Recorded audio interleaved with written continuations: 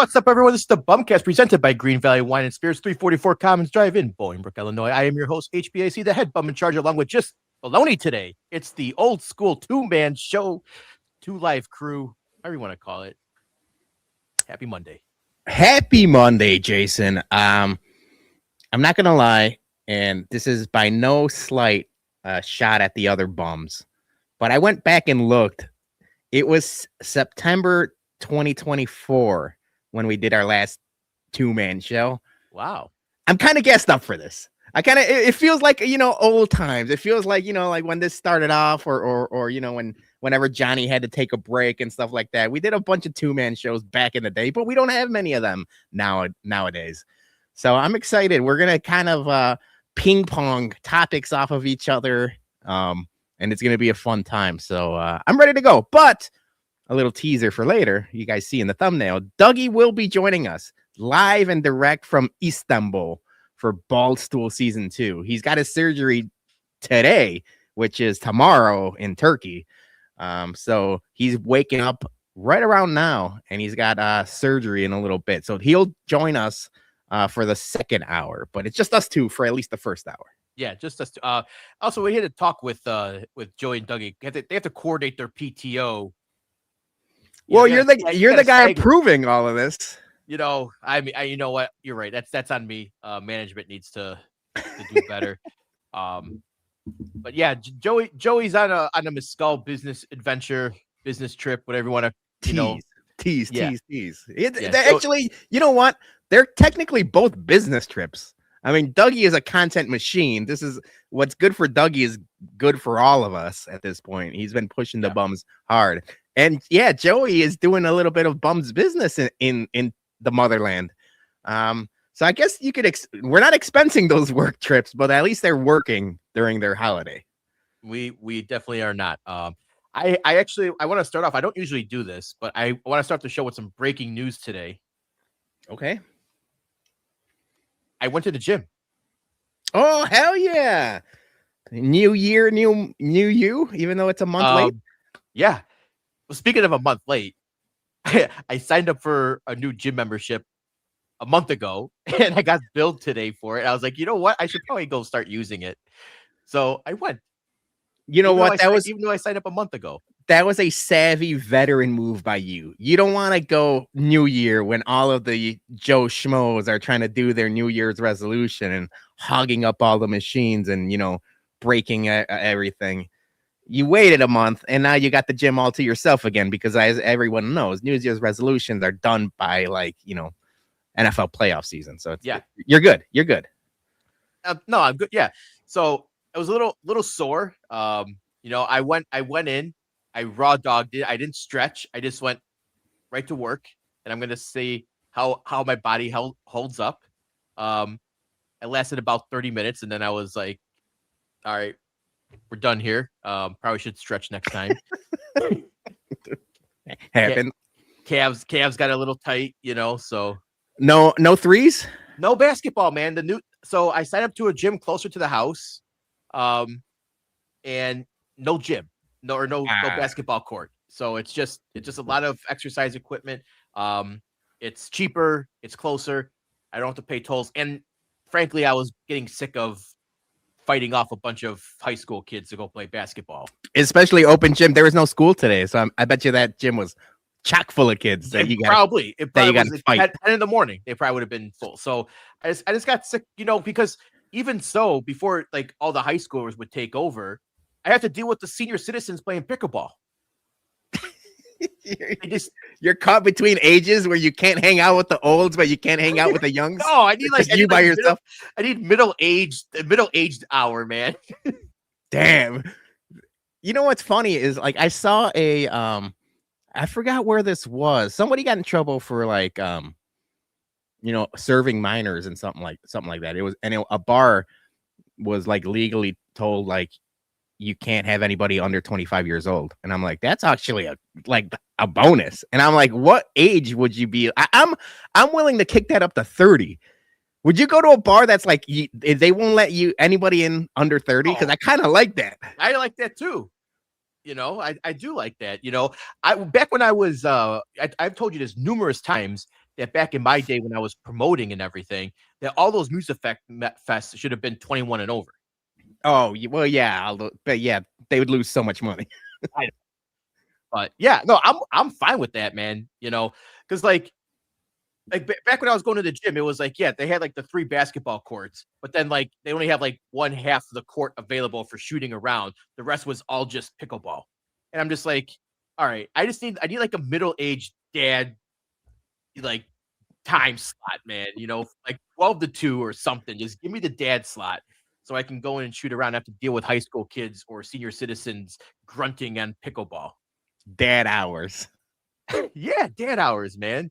If you drop the kids off at school, maybe you're taking an extended lunch from work or something. Dad hours. We need market that for a gym. I think that might go over well. It's not bad. I don't mind it. Yeah. But went to the gym for the first time. I'm happy for myself. Now I gotta keep up. I'm happy for you too. Praz says he's got the StreamYard link. Can I jump in? You just did an hour and a half of Cubs talk. We don't want to take too much of your time. And I just said I'm excited to do a 2-man show with Jason. We can't have you prazzing it up with Cubs talk, but I appreciate the offer. And then JT is saying, anxious to see if Dougie's Turkish internet is better than the Southside Bums. It is, because I tested it with him, and I told him his background, his camera, and his like internet is better than both Jason's or Johnny's. Johnny could have been on the short list to come back for one of these episodes. He had so much internet issues on the Bologna show on Wednesday. I didn't even ask him. So we gotta figure that out before he's back on the 1s and 2s. The Telemundo internet, the Turkish internet is unbelievable, by the way. Donnie, Turkey, man. Donnie does streamed for like 3 hours straight, like just walking the streets of Turkey. And Dougie was with them and a bunch of other people. I told them, like, I don't know what kind of camera setup and I don't know what kind of internet they're using, but like it was crystal clear. Like, and you're broadcasting from like halfway around the world. That was unbelievable. We need to figure out that for the Bums. I agree. I have one more piece of breaking news. Okay. This is more shattering than me going to the gym. Okay. This is the last podcast with this setup. This is all going away this week. Headlamp in charge, he might be gone. Can we raffle off Headlamp in charge? Auction it off to the highest bidder, super chat or something? We might have to. Next week on the BumCast? I bought a new corner like shelf. It's a little L-shaped corner shelf. I'm gonna finally pack away all my DVDs and video games because apparently those aren't a thing anymore. Well, no, physical media is coming back, Jay. I don't know if you've heard, but like because of everyone pulling different streaming stuff from like, HBO changes and people buy, Netflix is buying Paramount and all these different things. Like streaming comes and goes. People are mad that things are getting moved around. I think physical media is like at an all-time high right now of like coming back. So maybe don't give them away, throw them away. Put them in storage. You might be sitting on a couple, 2, 3 good things. Yeah, because it's funny. Like Sarah never saw Robin Hood Men in Tights before. All-time classic, right? Well, and 100%. I was like, I have it on DVD. Let's watch it. But then I was like, well, we have every single streaming service, right? It's not on any streaming service unless you pay for it. So I'm like, okay, but I don't have the DVD player anymore. I used to use my PlayStation, but I bought the PS5 without the drive in it. So I don't have a physical DVD player anymore. So I had to pay Amazon a couple $2-3 to watch a movie I own on DVD. Yeah, see, you're doing it wrong, man. That's the way. That's crazy. Yeah. So maybe you're right. Maybe I just buy try to find like an old $20 DVD player or something. And, I'm going to box him up, but I'm getting a new desk. I don't know. Headlamp in charge might be his last show ever. But we're going to have some Lego stuff over here now. It's going to be a little more nice and cleaner. And so it's just a background. You're still staying where you are. I'm still staying here. I thought the room was going to rotate completely. No. But headlamp in charge might be put out the pasture. We'll see how the setup goes. Damn, designated for assignment, headlamp in charge. Yeah, who would have thunk it? Out of waivers too. Out of waivers. Nope. DFA'd, man. DFA'd. Oh, cheers to Gordo. Cheers to me. Screw Bologna. Thank you, Gordo, for the super chat. Gordo hit me up today. Thank you, Gordo. He's got a little something fun planned for Whiskey at Comiskey opening day. I don't want to ruin it. I'm not gonna we're not gonna tease something that's not ours. But if he's cool with sharing it, maybe we'll share it next week. But I'm excited for what he texts me. I'm like, holy shit, Gordo, you didn't have to do that. And he's like, I'm in. And I'm like, okay. That's why, I was gonna say early MVP to Gordo, the Gordo man. Like, he was gonna be my MVP for today because I got the same text that you did, most likely. So we'll see. If he wants us to share it, we'll share it. But as of now, we fine. So how was your weekend, my dude? Like, I think weather was great. You didn't have to go to work, did you? I did not have to. I mean, I probably could have done a little landscaping, but no, I put the tweet out there, and I feel like, Jason, you were partaking a little like patio activity this weekend. People are excited to eat outside when it's like nice in February. I said, I'm not falling for this pump fake. I'm not falling for like the first pump fake of Old Man Winter. I feel like, the rug is going to get pulled out from under. It's great, man. We had the windows open today. Yep. I had the sliding door open. Julie's office is our fireplace room. We have that big, sliding door. So we had that door open the whole time, and it was awesome. It was a nice day, but I'm not falling for it. People are like, "Oh, you're gonna take your plow off your truck?" Hell no.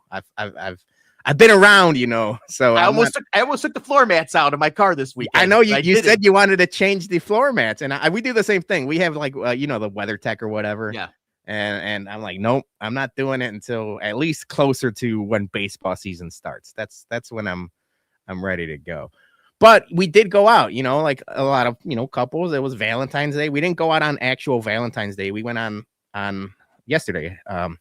My parents watched the kids, so thank you to them. We went out to dinner. Then we had a nightcap at a different restaurant with some drinks and tiramisu. Big fan. Ooh, but while we are doing what we do, I couldn't help but I don't know if it was I don't know. I'll share it to the stage. I was just going to ask you, was this out of pocket? Because as soon as I tweeted it, people were like, "Oh, pray for Bologna," or like people text me like, "You're crazy, man." I'm like, you don't think I was going to, tweet this without Julie's permission? I was like, "No, you're crazy. Of course I got Julie's permission." But we're out at a nice dinner, and I realized she's wearing her like rubber ring, she uses around the house. I have a rubber ring as well. I have my good one on today.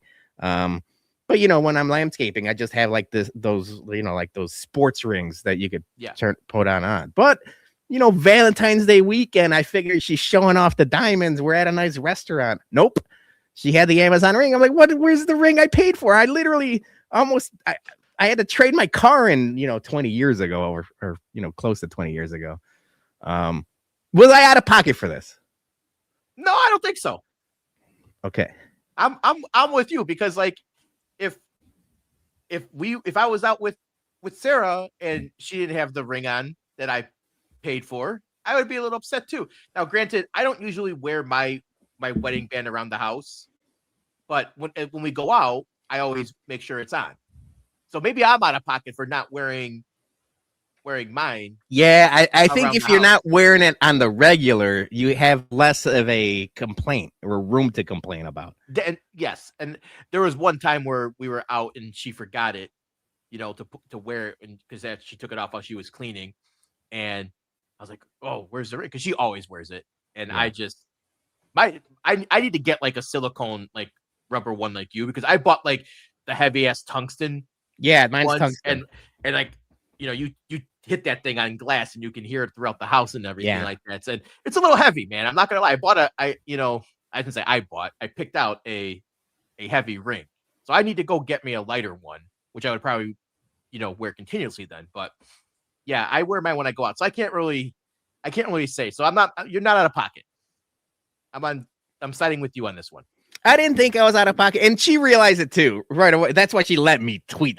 Don't get me wrong. I wouldn't have tweeted if she said no, but she was like, "Oh yeah, like we were getting ready. We had to get to the kids to your parents. Like I did just slip my mind." I'm like, "Yeah, it's okay. It's no big deal." But I wanted to, at least poke fun at the situation. But yeah, I don't take between my real one and then my fake one. since we've been married, I could tell you, I can count on the times I haven't worn my ring. One, I lost. This is the second one I've gotten because during our honeymoon, I lost mine in the ocean.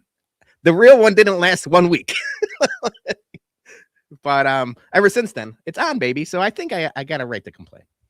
Yeah, no, I think you do. But yeah, as you mentioned, though, like the weather was great. We went out for the patio. I was trying to find like bars, suburban places that had like patios that, and none of them were open. And I think that's a big miss on like a lot of bars, because especially in the Chicagoland area, the first day you get over 50 degrees, you should have your tables and chairs out in the patio because you know Chicago's coming out. So I was trying to figure out where you guys were just by like geo-guessing. I'm a big geo-guesser. I'm a big, like, I like that. You want to take a guess where we were? No, I didn't want to take a guess, but I did realize, like, when you're out, I didn't see much furniture. And that's what I told Julie, because when we went out to dinner, they didn't have their furniture out either. I'm like, people still got to power wash their patios and probably power wash their furniture from last year too. Yeah. So like the first couple of days, you got to give them a little bit of grace. Like once I think February is still even though it was 60 today, I think it's still unreasonable for everybody. Like, hey, wear your umbrellas and shades and stuff like that. Yeah. I think once you get to March or like right around St. Patrick's Day, that's when, like, let's get everything out. So we were at Empire in Lombard, Yorktown Mall. They have like their rooftop and it was open. We called and they're like, yeah, it's open. Like, come on through. And it was one of the only places in the area with their patio like set up and everything. So we sat outside, and when we got there, we were the only ones. And I was like, I'm fucking shocked, because I feel like there should have been a lot more people. And as we were there, more people started filing in. But I'm like, you go to Chicago, man, like every bar has their patio rocking. Like the bar owners are on top of that. And like, it doesn't translate like that in the suburbs, unfortunately, because I remember one time I think it was like President's Day, like 10 years ago or something. I was, getting my oil change in the city downtown Park area, and Big Star had their patio open. I had Max with me, and it took Max to the patio and everything. And there was a bunch of people there on a Monday, on President's Day. So I was like, let's go, man. Like, bars got to be on this. I would have been on Instagram, Facebook, TikTok, whatever, just hey, patio's open, come through. You'll get people out there, man. Instant boost of business. Bars gotta be on that shit. I wasn't gonna guess that you were in Lombard. Originally I thought there's this one place we've been wanting to go to. At first I thought it was like a furniture store, and then people told me it's a restaurant, but it's in Oak Brook. Restoration Hardware? Restoration Hardware. Yeah. Like, I guess my aunt, and she sold us both our houses. She's our real estate agent for both of us, Jason. Yes. She takes a bunch of meetings there. She always has like lunch and brunch. Like, she took my parents there one time. I'm like, I thought this was a furniture store. And they're like, no, this is like a high-end restaurant. I'm like, well, it is. It's like how Crate and Barrel has like their little restaurant. So they do sell furniture there? Inside? Yeah, they do sell furniture. I feel like I was bamboozled. Yeah, they have a rooftop. The rooftop. Yeah, the RH rooftop. But yeah, no, it's like you go to Oak Brook, Crate and Barrel they have like the little cafe, which is very good, by the way. Okay. But yeah, but RH rooftop it's also pretty pricey too. It's Oak Brook fancy furniture. See, now I don't know what to think about this place. I feel, yeah, it looks fancy as hell. But you know what? I'm an IKEA guy. That's more my speed. I'll go get a couple 2-3 bookcases and have some Swedish meatballs. So I think that's the furniture store I'm eating at. I do. So Gordo did say we can go ahead and tell them. So we got permission. So Gordo is our MVP this week because he texted us and said that he is bringing 100 tamales to opening day whiskey at Comiskey Tailgate. I love it. I was like, let's fucking go, man. Tamales at a tailgate. Say no more, fam. And he picked the right one. Opening day is the tamale tailgate because it's still typically, even though I keep saying it's going to be 65 and sunny, and you can, take that to the bank. Bologna weatherman, 65 and sunny opening day. Typically, opening day is the coolest of, it's got cooler weather. Maybe it's a little windy. A warm tamale, it will hit the spot. You can't have tamales in a July tailgate. Oh, wait, Tadahito, good question. Are they special tamales? Is Gordo gonna secretly get everyone high? Is this an evil, sinister plan by the Gordo man? You know what? Gonna walk into 108. I'm in. Out of our ass. I don't care. I'm in. You could put, crack rock in a tamale. I'm probably gonna be like, all right, I'm having it anyway. Oh man. But yeah, I'm going back though. Yeah, Happy. tamales de hongo. But yeah, you had a good Valentine's Day. We went out on Friday for Valentine's Day. I wanted to share this article with you because I thought it was pretty funny. That some single men got their Valentine's Day ruined. The Double D Cafe in Garden Grove, California, was shut down for alleged nudity and illegal alcohol sales. Now, before you ask what's so bad about, well, the Double D Cafe is listed as a coffee bar, and they started doing like they try to do like the bikini coffee. That's fine. There's a bikini coffee bar. I feel like all states, like Arizona, Florida, California, even Colorado, they all have some sort of this kind of variation. Correct. Except this one up the game, and they basically turned it into a strip club with illegal alcohol sales in there, and they got shut down on this. See, you know what? I'm not one to judge. I'm not one to kink shame. You got to do what you got to do. Adults, that's fine. But I get my coffee early in the fucking morning. I ain't got time to be fucking horny. Like that's the last thing on my mind is like, I need black coffee injected into my veins so I could survive a couple hours with my workers and my customers and stuff like that. This is crazy. It makes no sense to me. Yeah, I can only imagine how many guys in Garden Grove were telling their wives, honey, I'm going out for coffee at 10 o'clock tonight with the guys. Like, wait, what do you mean you're going out for coffee? Like, it's 10 o'clock at night. No, me and the guys, we decided we need some coffee, maybe a couple espresso martinis. It's 10 o'clock on a Wednesday, but we need coffee. Yeah, Prez, see, I'm too old for all that. No dice. That's a young man's game. Yeah. R.I.P. and D&D coffee. And then see, they were smart of them to just call it D&D Cafe. The credit card's gonna look like it's a Dunkin' Donuts. It's not bad. Yeah. 17 arrests, 2 managers, and a lot of tagged red code violations. They're listed as closed right now, and they might reopen, but the cafe is closed as the moment. Ironically, though, or probably not surprisingly, I should say, a lot of positive reviews on Yelp. I saw the slide. It had 4 stars, 4 out of 5 stars. Yeah, a lot of positive reviews on the Double D Cafe. So, RIP for that. But hopefully, too many men aren't going to be upset that they can't get coffee at 10 o'clock anymore. Yeah, tough scenes for everybody involved. Yeah. All right. Before we get to some more nonsense, we gotta play a quick ad from our guys at Greene Valley. Greene Valley Wine and Spirits in Bolingbrook is your one-stop shop for all your liquor needs. Since their remodel, they have increased their bourbon allocation. They have an expanding portfolio of popular additive-free tequilas and mezcals, and for you beer lovers, a great craft beer selection, plus some rare and vintage stouts. And before you leave, stop by their tasting bar and try some of our exclusive Bourbon Bum single-barrel picks before you take one home. That's Greene Valley Wine and Spirits, 344 Commons Drive, conveniently located right off of Route 53 and I-55 in Bolingbrook. Tell them the Bump sent you.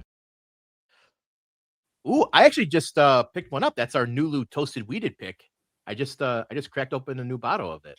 So I've been going through and we've been talking about like any whiskey bottle that's 40% or left. The air really gets to it. You probably should be finishing it off within a year. I've got another backup of these. But it's been a while since I had it. And obviously, we're going to, sing its high praises because it is our store pick. But when it came out, it was like the only toasted weeded offering in like all of like the Chicagoland area. So I've got a little bit of it here. It was my pregame pour while we're, getting the slides and everything ready. Maybe it's bad on me. I forgot how good it is. It had been a good while, probably not since last year's tailgate sometime when I had it. Fantastic. Yeah. All right. I know you're not as big an Olympic guy as I am, but I have to say this has probably been a crazy Olympics, the Winter Olympics, as opposed to like just headlines. There's been a lot of like off the wall headlines for this, and I want to just bring some of it to your attention. I'm going to start with a little mild one here. Men's skeleton. This guy was going viral. Yeah, I saw this guy. A custom Venom helmet for the men's skeleton. I was like, that's fucking cool, man. Like, just pure black custom artwork. I love that. I need more of that. I mean, I started up the Bologna show. This is right up my wheelhouse with the Venom. You need another guy doing Carnage and you know, even like the black Spider-Man suit. I'm not a Olympics guy per se, Jay, and I haven't been watching all of like the primetime coverage, but I have been following along with the headlines and like all like the viral stuff. And this is something I was like, between this, like whatever the skeleton, the luge, all like the downhill sledding kind of things. Yeah. Like it would be cool if they added a little bit more of their personality. I always thought like ice skating, they should let you pick like real songs. You know, like somebody ice skating to like 50 Cent, Many Men, or you know, like, or even like this, like if he came down with like the Venom outfit, but like an awesome song to like have in the background, because like it's only like a minute something, you're up and down, like give us a little bit more. I even thought, this is gonna sound stupid, Jay, but like even if there's like pyro as like people are jumping. You know, like me and Julie were watching like the ski people that like just jump, and I'm like, oh, this is cool. They're flying like gigantic distances, but you know, once they get off the ramp, throw a little pyro like it's at the WWF or something. I think that would help. I like that. I like that idea. I'm an idea, guys. All right, so in keeping in the realm of luge and skeleton and everything, this photo was going viral for the men's 2-man luge. And I was like, this is the most probably out of pocket event. Just, I think I don't know if I'd rather be the bottom, right? Well, yeah, for sure. You'd rather be the bottom in this situation. Like, you know, is it gay for bros to go sledding nowadays? I don't know. Like, I'm happy for them. Happy for everybody involved. I mean, I put the tweet out there. Yeah, you put the tweet. Me and you versus Dougie and Joey. I feel like that would be a good competition. But like I said, I didn't say who was top or who was bottom. You ain't getting underneath me, buddy. No, I've got to be the base to that situation. I think I got to take one for the team and go on top. Then, you know, like just make sure, you know, the positioning. You know, are you going to give me some kidney shots there? You know, no. I got some cushion to me, dude. Dude, we'd be going down that hill like if you were in like one of those beanbag chairs. Like you'd be comfy on top of me. Yeah. So this is insane that they do this. But I was wondering. Go ahead. No, so like I said, I don't follow the sports necessarily, but I follow like the viral videos and stuff like that. And I follow somebody, her name is Coach Jackie. Coach Jackie does fantastic content when it comes to women's sports. She's specifically on Instagram and TikTok, but she covers everything and she's everywhere. So she's been covering the Olympics, and she was talking about how this year was the first year that they added women's team luge to the event, because it's always been a men's sport. Although since the beginning, it could have been co-ed. It's just that the guys choose to go down together. I was like, why don't they make it just co-ed? Why do you need men's luge and women's? It could be any. If it's two guys, cool. If it's two girls, cool. If it's a guy-girl combination, cool. Like at this point, you know, like love is love, sledding is sledding. They got mixed. They got mixed team curling. Yeah, you know, they got pairs. They got all the mixed events now. Like, yeah, do mixed luge. There'll probably be more hookups with that than there are for figure skating pairs. Yeah, I mean, with the vibration and somebody on top of you, know, like that's just tricky. It's science. I'm sorry. It gets tricky. It didn't mean to happen. It just happened. But I want to ask you, do you think now they got the 2-men luge, how is it just a matter of time before they have 2-men skeleton? Yes. I want to ask you, which is the gayer of the two, the skeleton or the luge? It's all of the above. You know, it just, you know, like some people choose missionary, some people like Dougie, some people like Froggy. Like this is no different. I'm not judging the way you go down the hill. Yeah, the only thing I laughed because I did, you know, the AI for this one, and I'm just kind of like, I don't think there's any way you could have the top guy stay on a turn like that. You gotta see. You gotta lock in. No, you gotta grow the hair out. Maybe have some ponytails or something like to steer. So we're calling it. Bums are calling it. Men's 2-man skeleton coming soon to an Olympics. Why not? Why not? Olympics near you. Next Winter Olympics is in France. So, you know, they're pretty open in France. Yeah, there's one way to lock in. All right, so I have some other crazy headlines here. First one, this one was kind of caught off guard. Norwegian biathlete admits to cheating on his girlfriend in post interview. I saw this guy. This poor sucker. I don't know. Yes, Sturla Holm Lingard. He surprised audiences when he professed that he cheated on the love of his life. And I guess he came in third, and he took. I guess people were saying that he, you know, cucked his teammate who came in first because he was the topic of the story. But is this guy one of the biggest idiots for admitting cheating on worldwide? No, it's not that he admitted. That's fine. Like, I'm sure people would have found out regardless. He's broadcasting it to the world. This guy shot his shot. He got burned, obviously, because he was an idiot and cheated. And he's like, how do I win her back? How am I going to win her back? And he thought this was a good idea. But I saw the interview and he's crying about it. You got to win gold. You can't be doing this for a bronze medal, dude. If you won gold, then you could shoot your shot. He did. But so he won 2 more medals. He's a 3-time Olympian now. Oh shit, I didn't know that. Yeah. Did he win gold? He got a gold this year. Yeah. She should take him back then. She should take him back. Yeah. See, he's earned it. He said his mistakes, and no, the craziest thing about this whole story was like he only knew her for he was.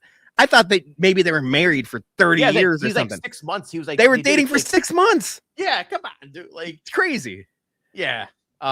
I think one of my favorite quotes though was like when he was doing it, he's like, I regret it with all my heart. Maybe I'm dumb as a rock. I am a member of Mensa, but I still do stupid stuff. Like just casually throwing out there that he's a member of Mensa. Like way to fluff your own No, see, now I'm onto this fucking bozo. This guy stinks out loud because he only said that to see if it doesn't work out with the girl he cheated with. Now he's telling the world, hey, look at me. I'm a gold medalist or bronze medalist. I'm a member of Mensa. He's basically using the Olympics as like a Tinder profile. I don't like this guy. Asshole or evil genius, man? A little bit of both. I mean, he's a Mensa member, so he's probably smarter than me. So you're outsmarting. But fuck this guy. All right. So speaking of complete idiots, I think I found the biggest idiot of the Olympics so far. Man arrested after 16 years on the run when he returns to Italy to watch the Olympics. A Slavic man, he was actually arrested.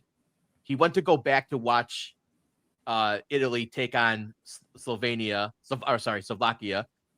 in hockey, and he got promptly arrested. He was free and clear, 16 years. And he got arrested. Now he's got to serve nearly a year in jail for robbery. I mean, either he's just the biggest idiot, or he has the worst memory ever that he had a warrant out for his arrest for robbery for the past 16 years. At this point, what's the see, now I just made fun of the Mensa member, and now I'm gonna look like an idiot. What's the statutes of limitations? He thought maybe he was free and clear after this. I don't hate this. I don't hate this by this guy. You know, like if you were to tell me I'm going to go to jail for a year, but I get to go watch the Bears in the Super Bowl, maybe this, Slovakia in the Olympics is his Bears in the Super Bowl moment. I Well, he didn't even get to watch Slovakia play. He got arrested immediately. Oh, that sucks. At least let him watch the game and then take him to jail. Yeah, because they won that game 4-1 over Finland, but he didn't even get to. He as soon as he checked into his guest house, he's immediately like, Interpol don't fuck around, man. Dude, seriously. You know, I always wonder about like the facial recognition stuff and like, you know, how people are like banned from stadiums. And I've heard like stories of like, you know, like obviously Jerry ain't fooling anybody. Yeah, you could bring a gun to the game. You're probably still going the next game on the weekend because, you know, I don't think the White Sox have facial recognition. But I saw a story about like all of the Dolan teams, so like the Knicks and Madison Square Garden, that once they kick you out, they got this like crazy software that they could recognize you within like 10 seconds of you being in Madison Square Garden. And that counts for games, concerts, anything at MSG. Like they'll pinpoint you like right away. So I'm like, man, you gotta get the Dougie hair transplant, the nose job or something. He should have done the what's the coach, the Mets coach with the mustache and the Valentine. Bobby Valentine. All right, we got scandal as well. We got some scandals to talk about. Okay. This one, fuck these guys. Canadian curling team was accused of illegal touching the rock after they let it go in the Winter Olympics. So Sweden called him out, and then Canada immediately said, "Hey, no, these guys are spying on us. They're trying to do like Spygate, like Bill Belichick. You know, they're trying to Bill Belichick them." And so like nothing really came of like it was about like he said, she said kind of shit. And then the very next day, the women's team did the same shit. Yeah. So, Canada, you're a bunch of fucking cheaters in curling, man. Once, okay, maybe, but back-to-back days, cheaters. The hog line. That's the only thing I've been following. I don't even care about these guys. Everyone is making hog line jokes, and I'm like, yeah, that's what it should be. I saw this guy get really pissed off when he got accused of cheating, and the thing that made me laugh is like, you know, people make fun of curling and it's basically fucking shuffleboard or, you know, bocce ball or whatever. But obviously you're an Olympic athlete. You take your stuff seriously. He got so pissed off. He sounded like one of the spitting chiclet guys. Like he like, hey, fuck off, buddy. And he's like, oh yeah. Like he was like so pissed off. I'm like, I kind of like this guy. But yeah, they're cheaters. So fuck them. Yeah, no, the women's team did it the exact next day. So Canada should be, you know, they should be banned from curling for the Olympics. Hogline. Hogline. I'd love that as a name. All right, more controversy here in the ice dancing. Madison Chock and Evan Bates. They got robbed of the gold medal by the French. It's always the French, man. Fuck the French. Here are the scores for this. Now, the French pair, they came on top with the score of 135.64. Chock and Bates, who are the best ice dancers in the world. They've won numerous events worldwide. They came in at 134.67. If you look at this French judge here, he's a big time fucking homer because he gave a very high score to his own country. Only Czechoslovakia gave a higher score. And he gave the lowest score to the American pair at 129, where everyone else had them about 135, 136. So this guy, they could have opened an investigation, but the Americans decided not to pursue it. They're taking the silver, but they put the judges' scores out there. And after the numbers came out, fuck the French, man. Fuck this French judge. He was a big time homer, and he basically scored him to a victory. You know what? I'm not going to argue. I probably do the same thing. You know, if somehow United States soccer was ruled by judging instead of goals against and goals for, I'd be doing the same thing. You can't knock the hustle. The problem is sports that are judged, like not point based, like, you know, like scoring. We talked about this recently, and it's like, now I know you're catering to the dumb people in society, but like I need figure skating and gymnastics and all that to be on like the Portnoy pizza scale. That's the only way I'm going to figure out the scoring system, or even like our bourbon rankings. Just make it 0 to 10. And I know the argument that like people have made it like, these athletes are way better than the athletes of like the 60s and 70s. So like then you have to open up the judging. So now it's 135 out of 150 or 40 or whatever the best is and stuff like that.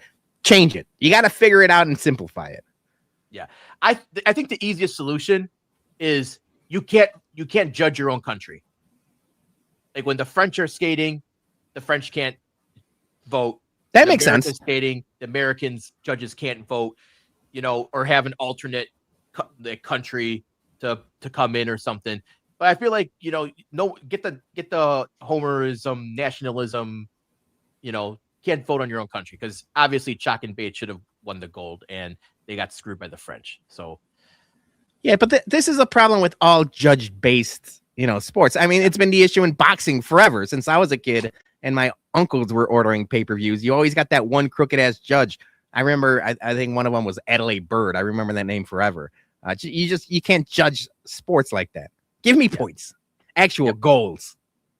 All right. One guy I want to mention that you should be paying attention to this Olympics his name is Jordan Stolz. He's a speed skater for the American team. He's probably the Michael Phelps now of Olympic events. He's 2 for 2 in events, both golds in the men's 1,000 meter and the 500 meters. So it means he's the fastest speed skater alive at the moment.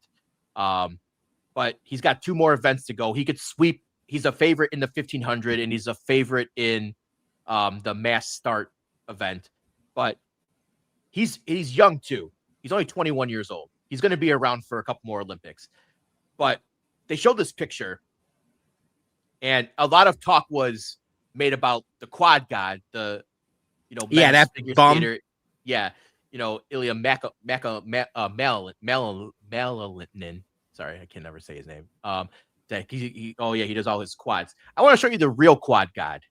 The real quad god is Jordan Stolz, man. Look at those fucking shit. So this guy's like Saquon Barkley. They did, yeah. They showed. Oh him. shit! I'm looking at the picture now. Yeah, they literally compared him to Saquon. Holy shit! Yeah, they were showing his workout and how much he actually does, like with like his leg day and everything. But this is Jordan Stolz. This is the guy you should be watching for on the Olympics, because he's got a couple events. I think his next event is tomorrow night. But yeah, this guy, he's awesome. He's from Wisconsin, so I know it's boo. Yeah, boo. But he's young. He's going to be around for a couple more Olympics, and the guy's just fucking jacked in the legs, man. Like that's just a massive fucking quad, man. So can we go back? Can we talk quad god, the actual quad god? Yeah, that phony guy, baloney. That guy.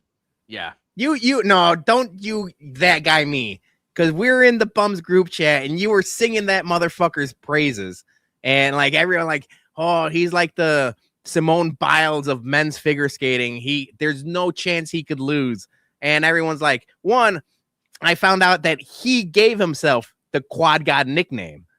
He named himself that? He named himself that in an Instagram post before he did his first quad. That should have been strike one for everybody involved pushing this fucking guy. You can't give yourself a nickname. You can't give yourself a nickname. And then the day I watch it, because everyone's talking about him and you're like, quad gods on primetime, whatever. I'm like, all right, I'm going to turn on the TV. Let's give this guy a shot. And then like they interrupt the Olympics for the Savannah Guthrie thing. And like they go like 10 minutes on like this old lady it's a terrible story. I mean, she's been kidnapped and we don't know what happened. That's terrible. But I'm like, oh my God, this is like the OJ New York Knicks thing all over again. I'm just trying to watch the quad god and it got interrupted. I changed the channel. I'm like, quad god, you lost me. And he lost. So I'm glad I didn't watch. He had a huge lead going into the free skate portion of the event. And he fell numerous times. And I think, like he was like hyping himself up, like I feel good, I'm gonna do the quad axel. And then when he tried to do it, he just like did like a half twirl in the air. He got a case of the yips, man, like big case of the yips.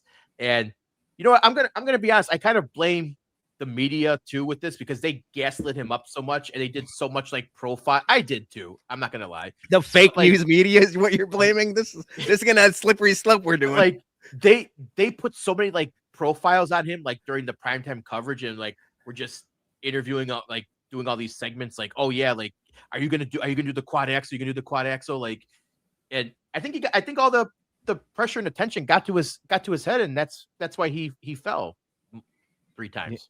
Yeah, one time falling 3 times. That's the yips. That's not good. So I'm out on the quad god. Yeah, he's done. His Olympics are done. But he did help us win a gold in the team figure skating event. So, but individual gold eluded him. So bad. Yeah. All right, that's all the Olympic stuff I got to, Peter. What do you want to get to before we get to the Dougie man? Dougie's gonna be on in 15 minutes. And you know what, Jay? This was more of me biding my time. And this was we gave you a good what, half hour of Olympic talk, and you were itching to talk about it. 20 minutes. Yeah. World Cup's coming up. You're not gonna shriffen me. I'm gonna need a half hour of World Cup talk, not on the Bologna show, on the BumCast. This was me biding my time. I'm like, you're gonna talk Olympics, but the World Cup's to the summer. We're talking soccer on the BumCast, so get ready, people. All right, that's a little 2 for 2. Snip, snap. Yeah. I do want to say before we get to some headlines here, there is some little bit of Sox news. Yeah, we should talk a little baseball before Dougie comes on. Yeah, Fangraphs. I just copied and I just snipped these. Fangraphs released the top 100 prospects of the year. Sox have 6 in the top 110. So I'll I used to be I don't know how you say top 100 and then you say it's top 110, but I'll take it. I'll take 6. Caleb Bonnemer coming in number 33. Nola Schultz at 36. Hagen Smith at 65. We got Christian Opor at 95. Braden Montgomery at 100. I'm big on him. I think he's going to be awesome. I think everybody is. I think he's going to make a big jump this year. And then Tanner Verdugo coming in at 104. So a lot of guys. Again, Birmingham's going to be, where I'm going to be watching this year. Tanner Verdugo is going to. We'll see where they all start out of camp. But I'm excited. 6 in the top 100. And you know what, though?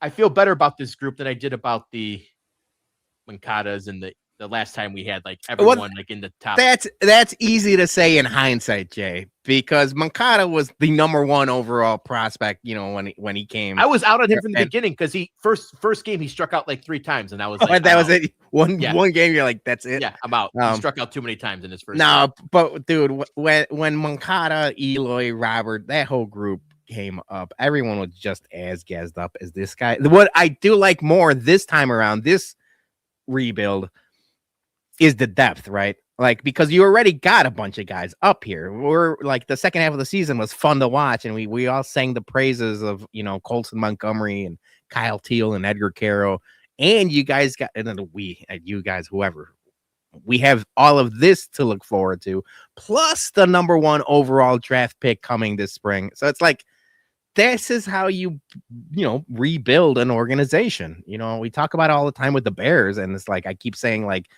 don't go trade for a Max Crosby. You gotta, draft the next Max Crosby. And the same goes. We're gonna talk some Bears next week, probably. Yeah, we're gonna talk Bears next week. But the same can be said about baseball and basketball and every sport, right? You build through the draft, and it seems like they're doing a really good. And to tell you the truth, it's been a lot of trades too. So Chris Getz, like how we kept talking about, like him being hamstrung by,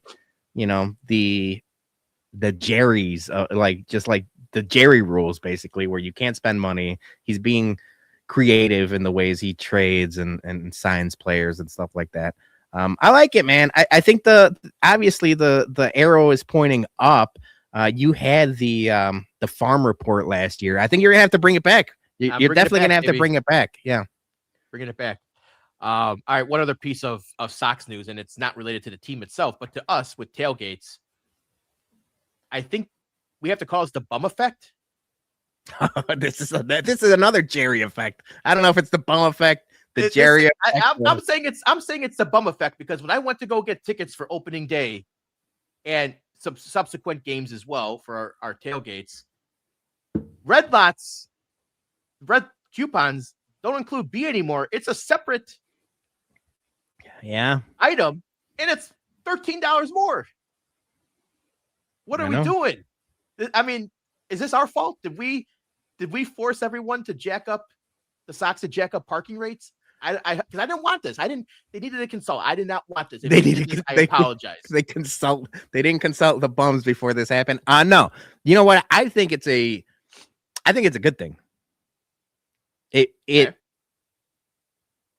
We have to get there so early for every tailgate, because we want to be first in line. And we've made friends with a lot of the White Sox and their staff and the parking attendants and everyone else. So I do appreciate everyone's help in this matter, including the people that line up with us, But if this just wheedles, I don't want to say the riffraff, but some people ain't going to want to pay the extra money. They'd rather go to, lot F or lot A or G. I think this is going to be a good thing in the long run for us. Price them out. Raise it to $60. Yeah, I mean, are we change our tailgates to lot C now next year? No one tailgates in lot C. That's like So you know what? You fancy yourself head bum in charge, although this is a democracy between everybody. But what is the price that you're gonna say, hey, we can't tailgate in lot B anymore? What is the threshold? Maybe we shouldn't be saying this out loud. Yeah, because hey, the Sox $50, $50, $60. I'd probably say $60 if they jacked up parking to 60 a pop. Tough. I probably start bitching a lot at 50, because I feel like that's Bears Waldron lot price. Bears parking is like 65 at the cheapest. Yeah. So I feel like they were approaching Bears prices. They did 50, but I think 60 would probably be all right. What are we doing here, guys? Like, you're fucking up our tailgates here. So you know what I thought about, and this is something, again, like I don't think I haven't told anybody. You know what? Maybe I'll clip this and tag the White Sox and stuff like that. If they are going to do this because people pay an extra, premium to tailgate in lot B compared to other lots, even though lot B is the closest one. So that makes it another thing. It's another reason, right? You just walk right in. So like the Cineplex on Roosevelt Road, right on Roosevelt Canal, you could park, and it has a little light where you could park in your spot. They should make lot B into like a movie theater parking, to where you have all of your parking spots mapped out, and then just like inside the stadium, you pick your seats. We pick the parking spots we want, and at that point charge whatever you want, because if we could get 7 in a row, or 4 on one side, 4 on the other, and this doesn't help us. A lot of people tailgate there. A lot of people have birthday parties and summer events in lot B. If you don't have to do the entire parking lots, just lot B, grid it out, and we're able to pick out our spots, then I'd be willing to pay maybe $50-$60 until we have to buy 7 parking passes, and then we spend $500 in parking. Well, yeah, but then we start charging for tailgates at that point. But I think that's a good idea to alleviate some of the stress of people going into lot B. I think it's a pretty good one. All right, what do you got for headlines, dude? So it's kind of all over the place. I said we didn't know if Dougie was going to make it or not, although he is going to make it, so that's good. But I'm like, I might as well have like 10 headlines just in case he doesn't make it. First one is what I cared about. The only thing I cared about during NBA All-Star Weekend, and it's Caleb Williams when he got announced that he was going to be in the State Farm Celebrity 3-point contest. And I say celebrity really loosely, because that was a bad list of celebrities. Besides him and Drewski, which, Drewski's got 1 trillion followers, and I didn't know anybody else there. I mean, Richard Hamilton was an ex-basketball player. They had a current basketball player on shooting threes, and just like some streamers and stuff. I thought I was like, whoa, they were using celebrity loosely. But the main thing was he was bad. Jason, you have much better range than Caleb Williams when it comes to shooting threes. I almost was kind of like, I'm a Z celebrity. triple Z. I don't even think we're in the English alphabet, brother. We're in Sanskrit or something else. Get me in there, man. I can make more threes than Caleb without even warming up. Yeah, it was tough seeing, but I spend it to where like, yeah, good. I don't want my quarterback shooting threes. I want him, focused on football. But it was a tough look. The other thing was like you couldn't find this stream anywhere. It was only on Twitch. Putting it on Twitch, you can't even put it on YouTube. Stream it on YouTube. Like, what is going? NBA has a fucking serious marketing problem. No, it's not only that it was only on Twitch, like streamed by one of the competitors. Like he's famous on Twitch. It was the fact that the camera guy. It looked like it was like my dad trying to take like 4th grade video of me at St. Patricia Bobcats. Like. He would move the camera for every shot and every contestant. So he's just panning back and forth, back and forth, back and forth. And I was like, I don't know how the NBA of all people can't figure this out when like Dougie and the Barstool crew, like Donnie does, is streaming from Istanbul for 3 hours straight. And it's like 4K quality with no lag and no thing. I'm like, how does the NBA can't figure this out? It's crazy. Yeah. Should we play a quick ad and then? Yeah, I think we're gonna play a quick ad. We could do headlines at the back end of the show because our man Dougie is raring to go and he looks like $1 million right now. So let's play an ad and then we'll bring Dougie on to talk a little bit of Baldstool. ShySportsBums.BigCartel.com is the home for all Chicago sports bums merch. We have Bears, Hawks, Sox, and Bums merch available. Anything you need to get ready for a big game or a Chicago Sports Bums event. Remember, all profits go directly back into our Whiskey at Comiskey tailgates to keep the beer and food free for everyone. So head over to ShySportsBums.BigCartel.com and pick up a couple Toot Tree shirts today. Hey, welcome, Dougie, live from Turkey. That's a sexy hat, man. How you doing? Thank you. I'm doing good. I slept like shit last night. No. Yeah, Excited? it's all right. Nerves? It's all right. No, you know what? I think it was just today was, I don't want to say one of the first times I had to set an alarm clock. So it was just kind of one of those deals to where like I was like waking up constantly, like, am I late? Am I late? So yeah. So that's words I'd never like hearing. yeah. Fact. But no, dude, I'm doing good. It's been raining here for like the last 2 days, and it's raining right now. You waiting get your for the scalp sun to wet rise. after the No. procedure. No. So I already have an umbrella that I got. I bought yesterday for the live stream, but yeah, you got to be careful with that. So, and they suspect that that's what happened with Mincy yesterday. That's why he started leaking really bad. So, I saw that. He looked like when Stone Cold and Bret Hart faced each other. He was just straight blood from the forehead. I'm like, man. He bladed him. He juiced himself. Yeah, it was a tough scene from Mincy. yeah, that's what he kept telling everybody in the library or in the lobby. Sorry, he was like, yeah. He goes, I don't know. He goes, I kind of like this look. I don't want anybody to wipe it down. It's crazy. So what time is it over there, dude? Right now it's 5:58 in the morning. Damn, Look at you, man. 6 a.m. podcasting. Don't everyone say that the bums don't work hard, man. But the grind don't stop. Yeah, Grind Dougie's don't out here stop. podcasting at 6 a.m. across the world, man. I love it. Now, Yeah. so your surgery is this morning, or right now? Yeah, basically, right? Yeah. I leave for the clinic in an hour from now. All right. So before we get to the X's and O's of what that's like, because I saw a couple people when I want to talk about like Barstool Pat and a couple of people, like it looked like it was not great for him. But the trip itself looks fantastic, man. I said I'm living vicariously through you. I just keep looking to see where you're at and all the posts and all the different things. It looks fantastic. So give me a couple of the highlights. I mean, honestly, it's like it's so overwhelming. It's unbelievable.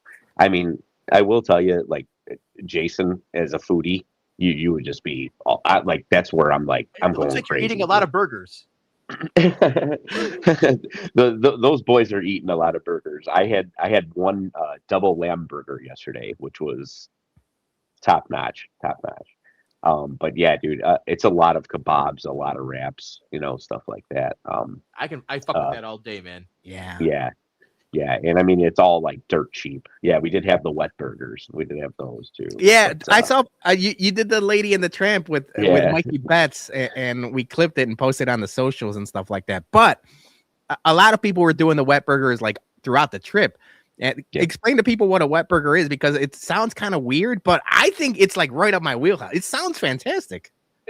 So here, like I was explaining to Donnie yesterday, I think that people in Chicago would embrace this more than anybody else because they do have that Italian beef wet bun feel to them, I think a lot of other people would get thrown away by the texture, because it's like meat with wet bun, and it's Mikey Betts said it the best or whatever. If White Castle did a chicken parmesan, that's what it would be, like a chicken parm sandwich. Ooh. Yeah, That is Chicagoans' language right there. Sign me up for a chicken parm and sign me up for a White Castle's version. So that sounds awesome. You talked about like everything being dirt cheap. How, like, you posted a picture you have to carry cash around, and like I was like, I don't know what the conversion rate is. That could be $5,000. It could be 74 cents. I don't know. I didn't know how much money you had. Like, how is it? Obviously not compared to the United States, but like, what is like a beer or like a hamburger cost? Okay. So like the food itself or whatever, like you can get like a full kebab wrap. Like I went to Anthony Bourdain's like recommended place earlier, yesterday. You're still today. And it was like this massive kebab filled with meat, and it was like $4.50. Damn. That's awesome. Yeah. Beers, you're looking, at like an expensive bar, you're looking at probably about $5 at an expensive bar. You go to a convenience store or whatever, and you can get yourself like a 16-ounce bomber for, $2, case of water, like a 12-pack of water is like $1.10, I mean, you get your bang for your buck with the American dollar. Yeah. So I mean, obviously, both of you guys saw that spread of cash that I posted. That's $180 US. Damn. See, yeah, that's where I was. I wasn't sure. Now, what about like like just traveling with a group of 30 guys, basically? How is that? Because whenever I travel with my family, a lot of times they're like, oh, we got to be somewhere at at 12, and it's like you're wrangling people up. I saw White Sox Dave almost got left somewhere, even though you weren't there yet and stuff like that. Right. So how's it traveling with like 30 dudes?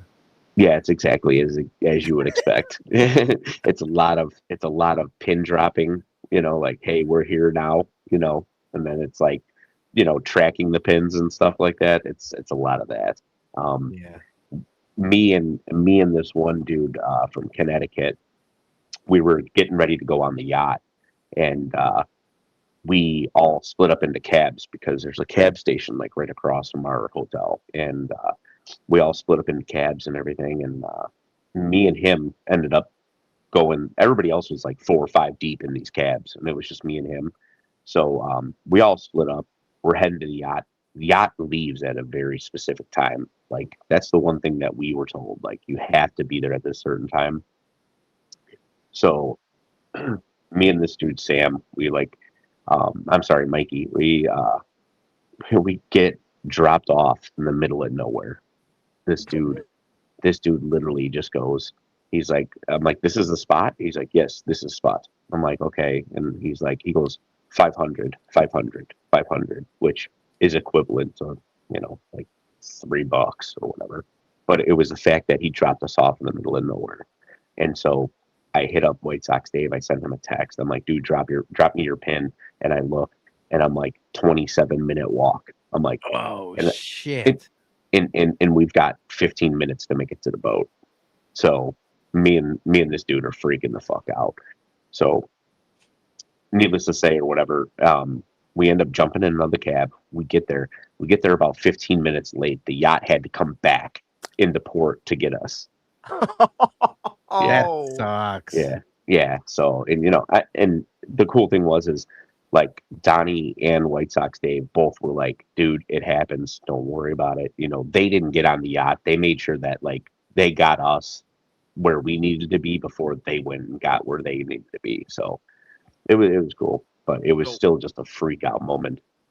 so that's one of the things I wanted to ask you. I think it's probably one of the most important questions to ask. Yeah. How was the belly dancer? I'm going to tell you this. I'm sure that you'll see it in the episode. There were a couple of us dudes, me in particular. I kept going into the corner more and more because she was really pushing the action on a lot of these dudes. And let me tell you something, man. I had better looking kebabs on that. Her face was rough. Dude. It's a smart move by Dougie. You want to get that on camera. That's no. I was shocked when I saw that they started recording. Like, here comes the belly. I'm like, there might be a lot of people getting in trouble when this video drops. Yeah, I think Donnie said that there's like a 50-year-old guy on the trip, and like somebody is a grandpa on the trip, and then like there's also like a really young guy on the trip too, right? Yeah, so the young guy was the dude that we got messed up at the cab. So I was with the young cat. But yeah, there's an older dude. The grandpa's Papa. Dude, Papa's been doing a bunch of like travel content and stuff like that. Yeah. He didn't look, and I think he's only like 41 or 42. Yeah. Yeah, this guy's Joey P knows Dougie played it smart boy. Yeah. You know what, and also too, I got to be honest. I feel like we're in the trust tree here. I can say what I got to say. Strip clubs just aren't my thing. They really aren't. I don't like starting a fire I can't put out. So smart. They've never really been my thing. What about like a cafe bikini coffee lounge that you missed? You missed the beginning part of the show. What about the Double D Cafe? Yeah, no, we missed that. See, good answer. Good answer. Yeah. Here we go. Family Feud style. Shout out Mary, MVB Mary. Yeah, she's been holding it down. So. Bum of the week, that cab driver. Yeah. So talk to me about that hat, dude. That hat was stealing the show on the live stream. It looks like a football. It does look a little bit like a football. We should slap a Bears logo on that. Maybe bring a couple back. Right. We could sell those hats. Winter hats, Bears winter hats. It's not a bad idea. So I'll let you guys guess. I went to the Grand Bazaar, which is basically just like a big ass flea market. How much do you think I paid for it? $2. It looks nice. It's like leather and fur and stuff. Let's see. Give us a turnaround that looks nice. I see. I can never judge. It's either a foreign football money or a juicer. Nah, it looks like a football. I like it. You said how much did you say, Jay? I said $2. I'll go $10. $3.50. Damn, dude. Yeah. We slap some bear stickers on that. We could charge $30. I need you to bring a suitcase of those things home. Yeah, or just import the designer, the guy who's makes them. Import him back and be like, hey, we're gonna put you to work in my basement. Yeah, sorry, Jose, beat it. Jason, that's how the Chinese get in trouble. We don't want any part of that. But it was funny. I was with Mikey Betts when he bought his Rolex or whatever, fake Rolex. His Rolex. Dude. I kept joking that I was gonna send you money for a fake Rolex, and thank God I didn't, because he bought one. And on the live stream, I was watching, trying to clip stuff for you, and we were going back and forth via text. He's like walking down the stairs in the boat, and he's like, "Oh, my watch broke," and it's like the pin completely fell off. I was like, "Oh, that looked like the shittiest watch I've ever seen, man." So I was like, "Thank God I didn't do that." Oh, dude, it's in pieces, dude. I mean, by the end of the live stream, and when we got to the hotel, there's like 3 links that have fallen off of that thing. Like, dude, I looked at him, and I was like, "Dude, you should have negotiated harder, because that thing didn't even last 12 hours, dude." Like, it has like like timing mechanisms that as soon as you walk away from it, it just goes bing, bing. Oh yeah, exactly, dude. It's I time looked to break. I looked at him. I was like, dude, I would totally go back to the market. I'm pretty sure that they'll give you a refund. I was just hoping that he would be like, like too bit into it and be like, you know what, I think I should, because that would be awesome content. Watching him try to go back to a flea market and get a refund. That's so funny, man. I will say though, of all the people, I think I talked to you on the drive to the airport.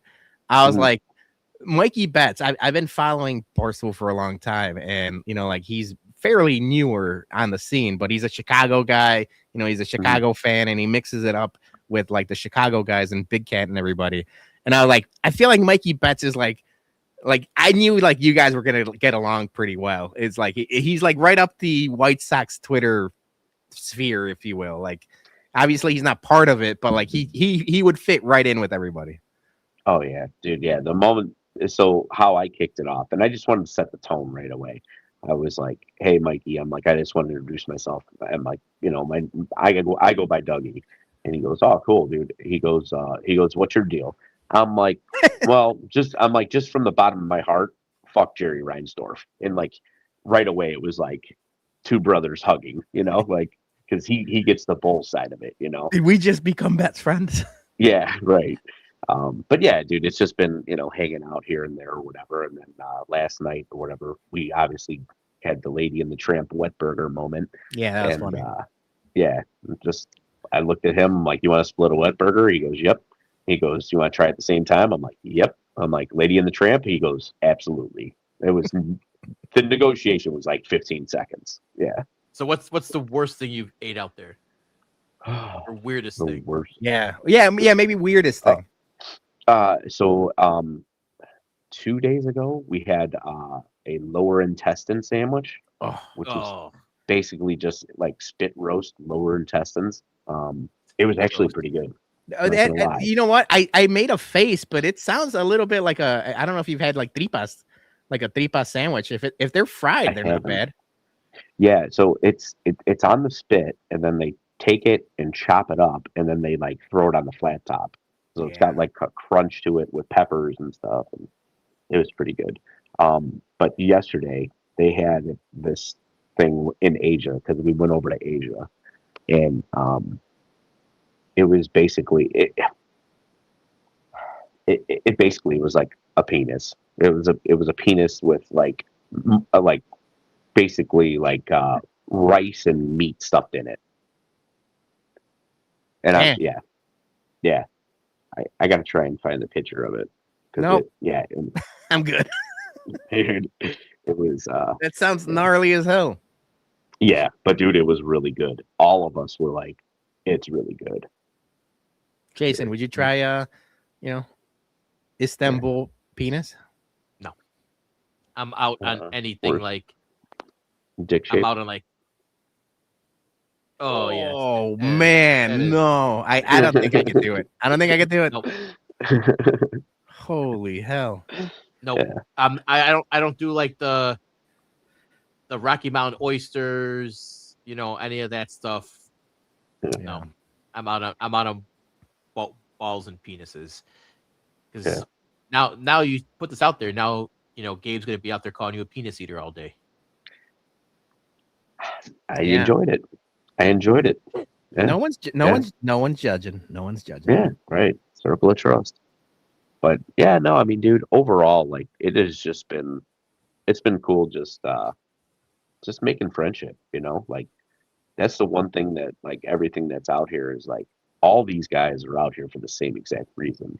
And it's a massive melting pot. I mean, we've got guys from Utah, we've got guys from Boston, Connecticut, New York, Minnesota.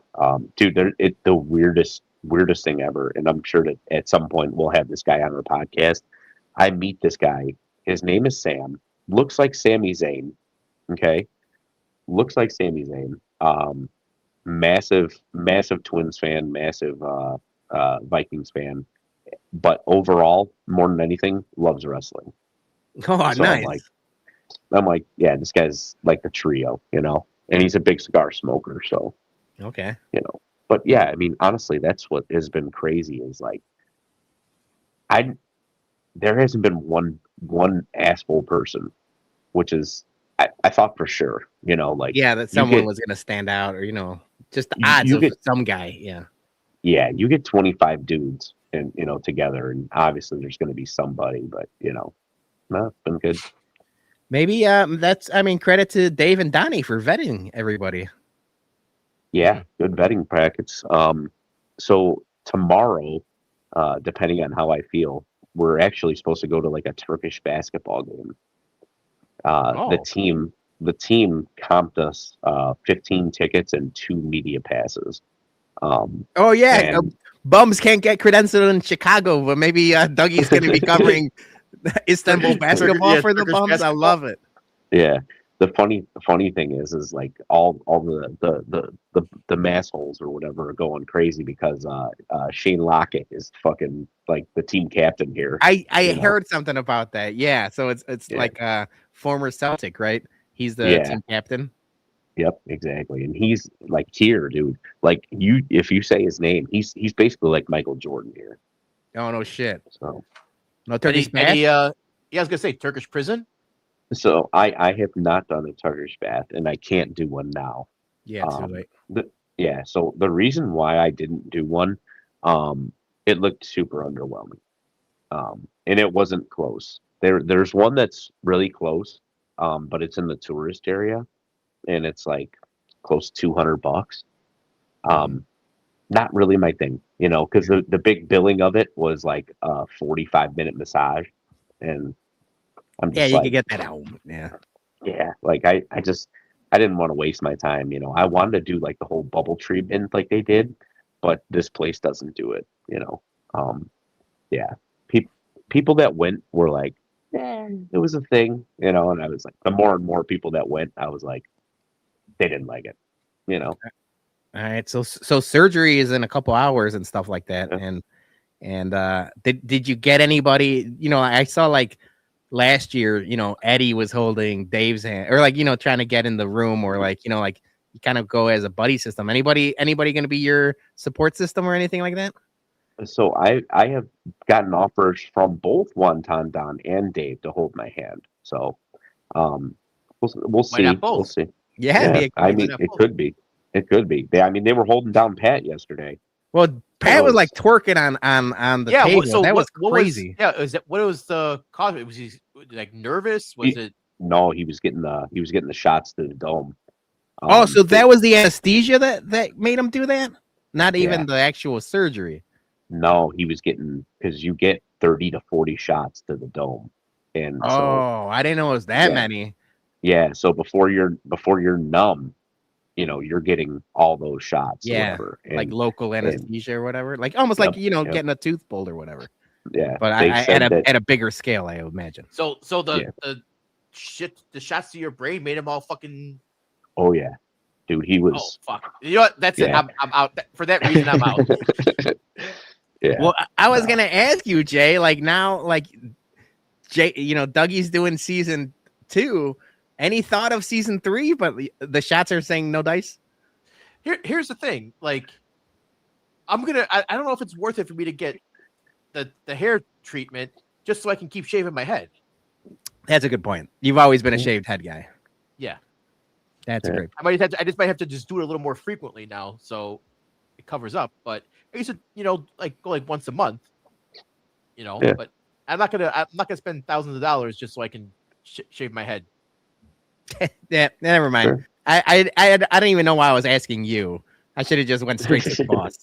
No way he's doing it. Yeah, that's crazy, man. So I gotta see now. Tell me, get the video after when you're getting the shit in your brain, man. I want to see if you hold it down. Like there should be like a contest, like whoever jerks the least wins. Tough enough.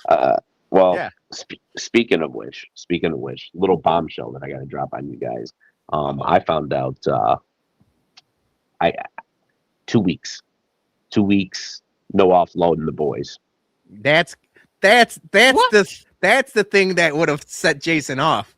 Zero chance he could do that. Like the surgery, no problem. You told me this on the you told me this on the airport ride there, and I was shocked. Like I understand, like you can't touch anything. You can't go outside. They said like no real sweating for a little while, and there's different things. But when you told me you can't, shoot a rope or two, that I was like, what does that have to do with anything? Yeah, that sounds crazy. That's down there. How are these connected, man? Like the body is a weird thing, Jay. So yeah. So I guess it all has to do with adrenaline and dopamines and shit. And so they want to try and yeah. What if you run back the clock and you have a little night shot in your sleep. Just like just a straight you can't turn your brain off when you're dreaming, man. So what if after like 10 days your body's like, we're fucking getting these guys out whether Dougie likes it or not. The body wants what the body wants. Yeah, is there? I want to ask about the fine print. What if that's great? Now I don't want to out you.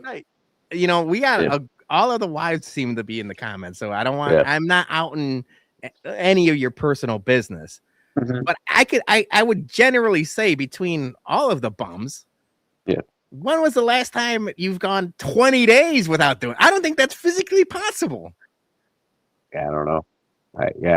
20 days seems excessive, is what I'm saying. Yeah, it seems uncomfortable. You know what? Put us on speakerphone. We're gonna negotiate like we're Scott Boris. I want to negotiate with the doctors. I'm gonna give you best case scenario 2 week, 14 days. Right. Wait, it wasn't 2 weeks. You said it was 20? 20 days. No, they say somewhere between 2 and 3 weeks. Oh, okay. So still 14 days seems like 14 to 21 days. 14 days seems like an eternity. How many times are you emptying the chamber before you get on that bus right now? Then. Oh, dude. Well, that was the whole thing. Like we're in this massive group chat or whatever, and every night before people go to bed, it's like a hey reminder, you're going tomorrow. Don't forget. Tree says day 19, Dougie that podcast screaming at you. Yeah, he's gonna be like Stephen A. Smith just going after us like for that's crazy. Yeah, but also you're in a hotel room by yourself, so I'm surprised you don't have like freaking like you should watch this movie. Like we should be checking. We should be checking Dougie for blisters right now. I bet you his hands look like like the Passion of the Christ right now. No, you're good. Peter, you need to Photoshop this. Yeah, we're gonna have to. Yeah, I'll Photoshop Dougie straight into that. That's crazy. It seems crazy, but you're a better man than we are, Dougie. Yeah. Did you know that going into it, or did they kind of spring it on you like after you got there? Like, psych, motherfucker! Like, no coming for 2 weeks. It was a couple weeks ago. I found out. I found out right around you're locked in, non-refundable airfare and ticket. Right around 108 day. So, yeah. What can you do, man? I know what you're about to do. Yeah, no, Spoiler alert. But yeah, man, you got what is it, like an hour? Less than an hour? Yeah. I'm about to wrap it up with you guys probably here in about 5-6 minutes because I got to run down and get breakfast because they told us we gotta have breakfast because they're gonna be drawing blood to begin with. So yeah, you got to make sure you eat. And I saw like Connor Mook had like the worst breakfast of all time. I saw he was tweeting about that. I was like, all of the street food looks fantastic. The breakfast, it looks like rabbit food. It's like carrots and celery and like an egg. I was like, what is this?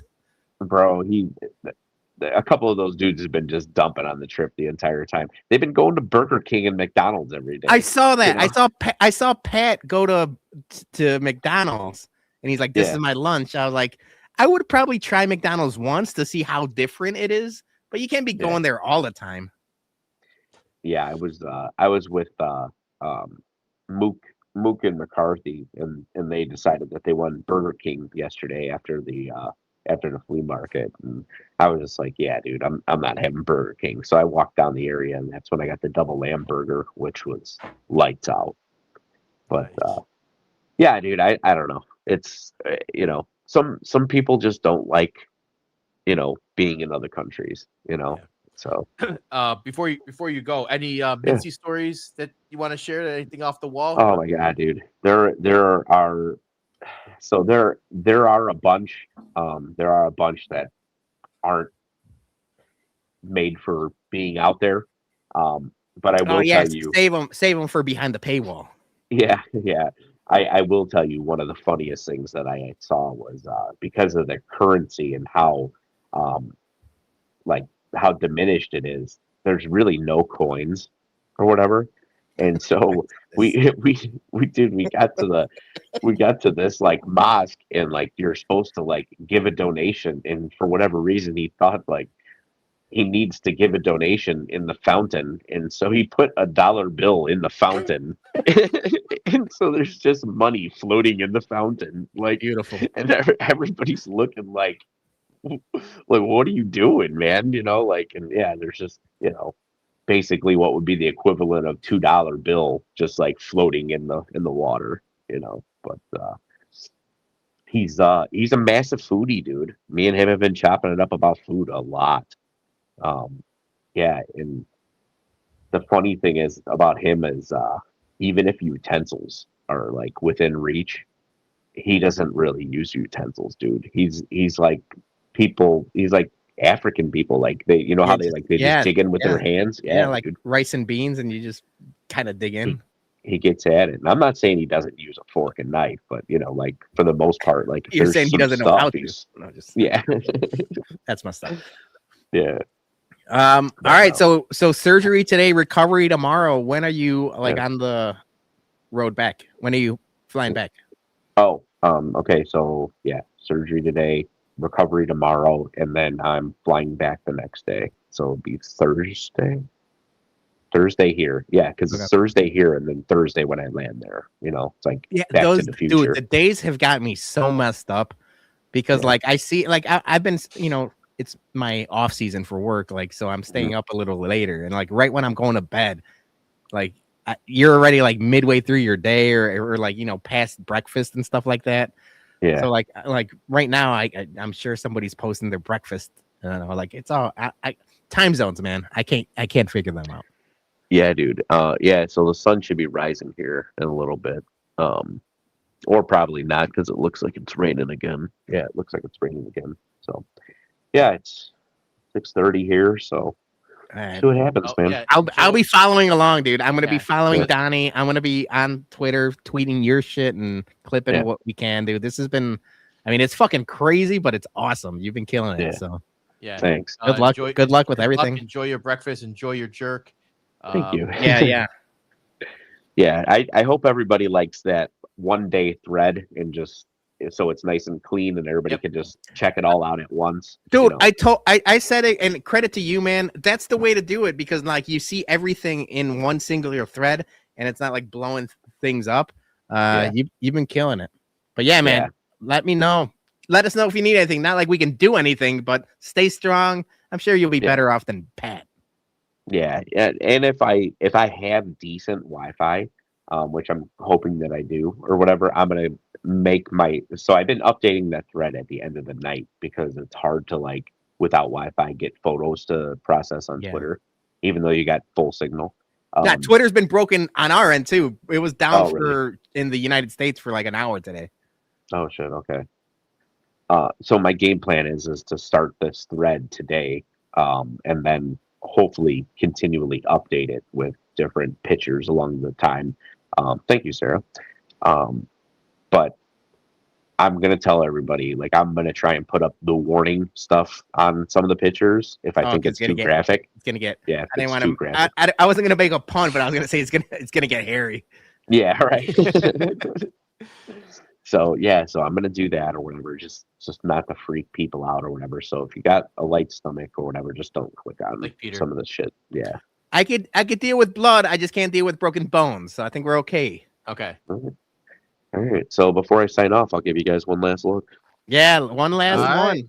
Yeah, all the sides. The sides are going to the top, and then I'm excited to see the rest of it. Yeah. Good luck, man. We love you. All right, gentlemen. Love you guys. See you, dude. Salute. Be We'll safe. see ya. Oh shit. Oh no, this is like that other time. You know what? I'm gonna remove you from studio Yes, so you don't end the remove me. stream. Bye. Yes. Last time he ended the stream, it says kick from studio, ban from studio. This is the last you ever see of Dougie. No. All right, Peter. We'll save some headlines for next week. But We got to ask on the headlines for next week. We'll wrap it up and we'll do bums and MVBs. Yep. I think he's a bum. I think he's an absolute bum. You call me a bum? My man, I take that with pride, with honor, that I'm a bum. I'm the king of the bums, baby. Because you're training like a damn bum, you know that? Bum. A bum. Bum. All right, time for our listener bums and MVPs. First up is JT. Bum of the week, cancer. Yes, absolutely. No, 10 for 10, no notes. Yeah. I mean, we just said we love Dougie. We love JT too. He's a vital part of the week in and week out comment section and everything else. He's been a longtime supporter of the bum. So we obviously support anything and everything you guys are going through. So we love you. MVP for his family. So yeah, prayers up for everyone. Next up, we got. Oh, that's me. Hold on. Yep. Gordo, MVP, the weather, bum of the week, NBA dunk contest. We didn't even get we didn't get to talk NBA. I'm going to talk about it a little later on, but holy cow, was that bad? I mean, brutal. Yeah. Next up, King Ass MVP Sunshine, love it. Bum of the week, mud. Yeah, that's what happens when it defrosts. It's soggy. It's soggy out there. I finally got to pick up all the puppy poop after like a month of it. It was just like piles on piles of poop, man. It was like Jurassic Park.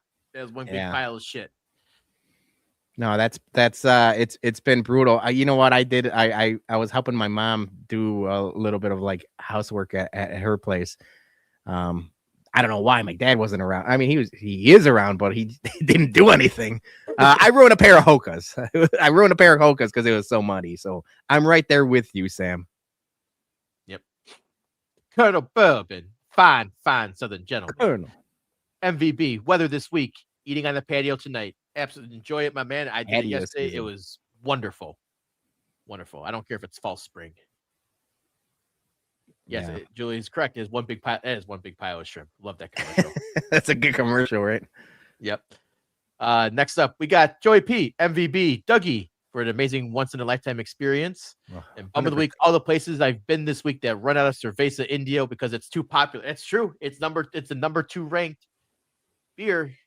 I mean, I'm looking at the beer right now with the tahini rim. That looks fantastic. But we're sleeping on the shrimp cocktail that they got there. That looks fantastic. Holy shit, man. Does that look good? That looks fucking amazing. Julie and I are big shrimp cocktail fans, or like the cocktail de camarón. That looks fantastic. We're gonna have to figure something out for this week. There's a lot of good places in Chicago that serve cocktail de camarón. Me and the wife went to Los Camales on Valentine's Day for dinner. Okay. And she made a point that someone ordered a shrimp cocktail and looked amazing. And I'm like, all right, I got to try me some shrimp cocktail from Kamala's. All right. But yeah, no, I agree with Joey on the MVB. Although now we got Sandy here. She says, love you, Pedro, but my bum of the week, Joey P. And they added a video, which I went ahead and clip for everybody because you can't play video on a slide. But rookie mistake by Joey. He's only been on the BumCast for a shorter amount of time than we have. There was music playing in the background, and we almost got a copyright strike from playing White Sox Day flag football video. So I knew music was not going to fly. So I clipped the music out of the video, but in the process might have made Joey P sound like a robot. Here with the Cerveza Indio direct from one fucking Messi. The beer that was slated from the miscalculation Steiner map, the beer Fonseca is supposed to be in the top 5. So here it is. I want you to know this belongs. So salute to everyone and salute to you. Learn math.